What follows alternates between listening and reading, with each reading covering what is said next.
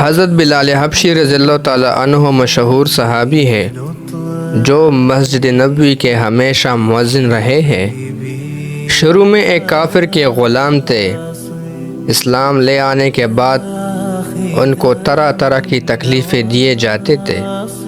امیہ بن خلف جو مسلمانوں کا سخت دشمن تھا، ان کے سینہ پر پتھر کی بڑی چٹان رکھ دیتا تھا تاکہ وہ حرکت نہ کر سکے، اور کہتا تھا کہ یا اس حال میں مر جائے اور زندگی چاہے تو اسلام سے ہٹ جائے، مگر وہ اس حالت میں بھی احد احد کہتے تھے، یعنی معبود ایک ہی ہے۔ رات کو زنجیروں میں باندھ کر کوڑے لگائے جاتے تھے اور اگلے دن ان زخموں کو گرم زمین پر ڈال کر اور زیادہ زخمی کیا جاتا تھا تاکہ بے قرار ہو کر اسلام سے پھیر جاوے یا تڑپ تڑپ کر مر جائے۔ عذاب دینے والا اکتا جاتے، کبھی ابو جہل کا نمبر آتا، کبھی امیہ بن خلف کا، کبھی اوروں کا، اور ہر شخص اس کی کوشش کرتا کہ تکلیف دینے میں زور ختم کر دے۔ حضرت ابوبکر صدیق رضی اللہ تعالیٰ عنہ نے اس حالت میں دیکھا تو ان کو خرید کر آزاد فرما دیا۔ چونکہ عرب کے بت پرست اپنے بتوں کو بھی معبود کہتے تھے، اس لیے ان کے مقابلہ میں اسلام کی تعلیم توحید کی تھی، جس کی وجہ سے حضرت بلال رضی اللہ تعالیٰ عنہ کی زبان پر ایک ہی کا ورد تھا۔ یہ تعلق اور عشق کی بات ہے۔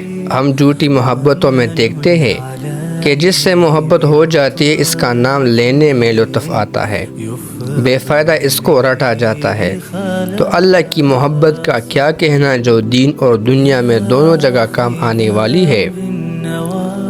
یہی وجہ ہے کہ حضرت بلال رضی اللہ تعالیٰ عنہ کو ہر طرح سے ستایا جاتا تھا، سخت سے سخت تکلیفیں پہنچائی جاتی تھی، مکہ کے لڑکوں کے حوالہ کر دیا جاتا تھا کہ ان کو گلی کوچوں میں چکر دیتے پھرے، اور یہ تھے کہ ایک ہے کی رٹ لگاتے تھے۔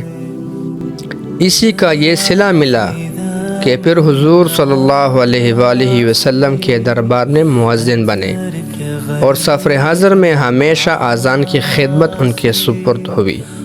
حضور صلی اللہ علیہ وآلہ وسلم کے وصال کے بعد مدینہ طیبہ میں رہنا اور حضور صلی اللہ علیہ وآلہ وسلم کی جگہ کو خالی دیکھنا مشکل ہو گیا، اس لیے ارادہ کیا کہ اپنی زندگی کے دن ہے جہاد میں گزار دوں۔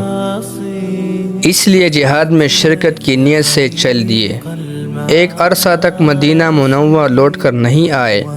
ایک مرتبہ حضرت مصطفیٰ صلی اللہ علیہ وآلہ وسلم کی خواب میں زیارت کی۔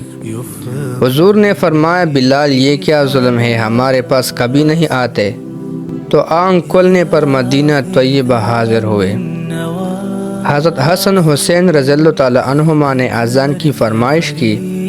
لاڈلوں کی فرمائش ایسی نہیں تھی کہ انکار کی گنجائش ہوتی۔ اذان کہنا شروع کی اور مدینہ میں حضور صلی اللہ علیہ وآلہ وسلم کے زمانے کی اذان کانوں میں پڑھ کر کوہرام مچ گیا۔